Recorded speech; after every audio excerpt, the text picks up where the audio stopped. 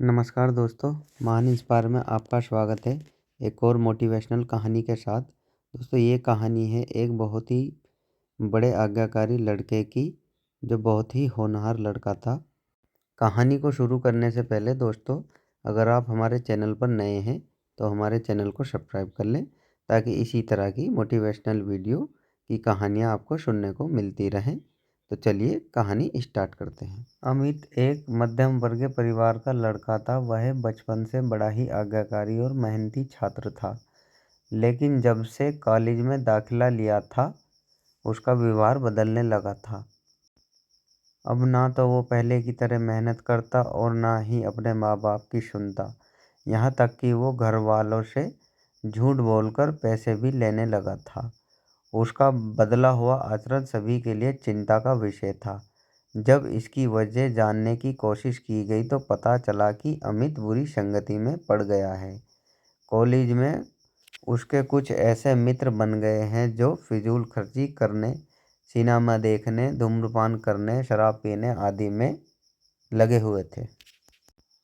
पता चलते ही सभी ने अमित को ऐसी दोस्ती छोड़ पढ़ाई लिखाई पर ध्यान देने को कहा, पर अमित का इन बातों से कोई असर नहीं पड़ा।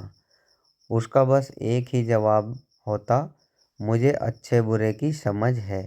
मैं भले ही ऐसे लड़कों के साथ रहता हूँ, पर मुझ पर उनका कोई असर नहीं होता। दिन ऐसे ही बीतते गए और धीरे धीरे परीक्षा के दिन आ गए। अमित ने परीक्षा से ठीक पहले कुछ मेहनत की, पर वो पर्याप्त नहीं थी। वह एक विषय में फेल हो गया।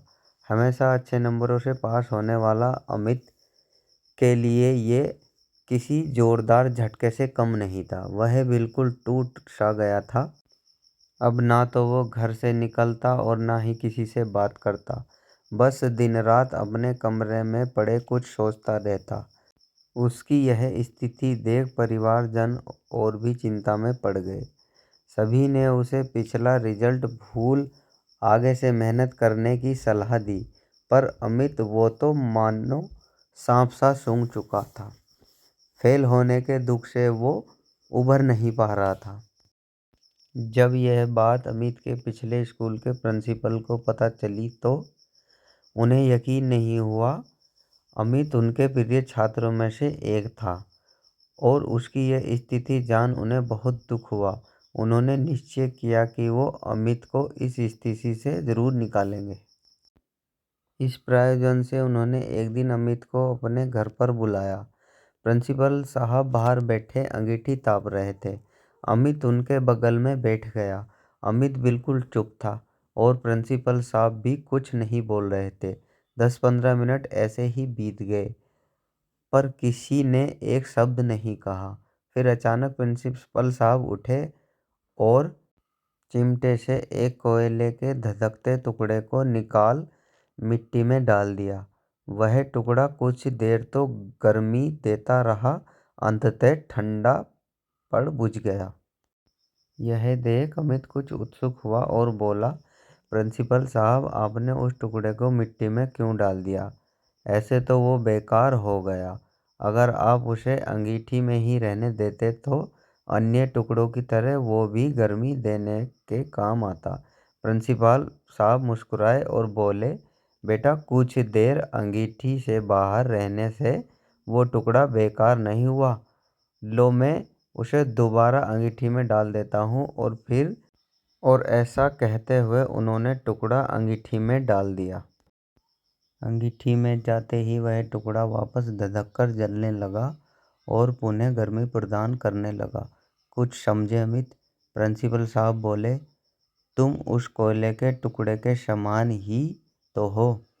पहले जब तुम अच्छी संगति में रहते थे, मेहनत करते थे, माता पिता का कहना मानते थे, तो अच्छे नंबरों से पास होते थे।